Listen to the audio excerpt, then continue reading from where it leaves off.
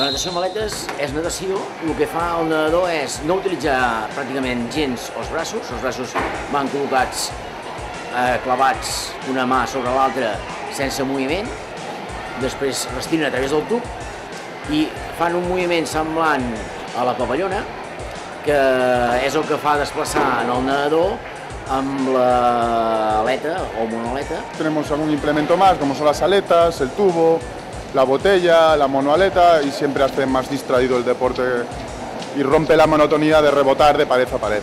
Aquí tienes que aprender a nadar un poquito, luego te vas familiarizando con las aletitas, luego pasas a la monoaleta, la botella, la apnea, empiezas con apneas de 25 metros, luego apneas de 50 metros.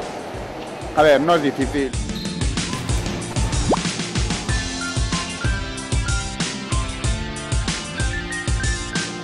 Comences primer aprenent els estils de natació normal i després ja els hi col·loquem la vialeta, que això fa que ja comencin a trobar doncs, la resistència per el que és l'exercici d'esforç de cames.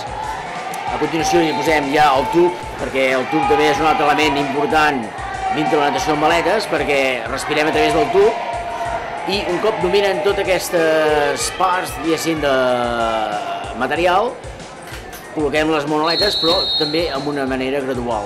Aquest esport els agrada als nens petits perquè coneixen gent que no és l'habitual del seu àmbit. Fas una relació diferent perquè t'entenen. Tu amb els teus amics de sempre no pots parlar de avui he fet un 50 apnea, no sé què, he fet un 100 superfície i he baixat 2 segons. Això els teus amics de sempre de l'escola no t'ho entenen, però els d'aquí sí. I crees un àmbit, un equip, un bon nucli familiar.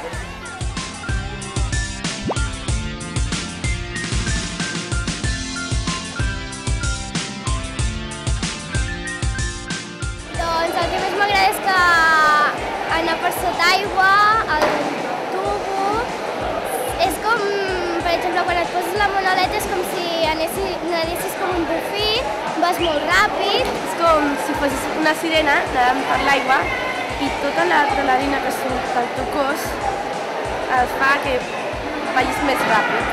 Això és perquè m'agrada, perquè a mi m'agrada la velocitat. Mola molt perquè sona com un dofí, no? I bueno, quan et tires al coll també és una experiència molt impactant, perquè a vegades et rellisques i tot això, i també vas molt ràpid.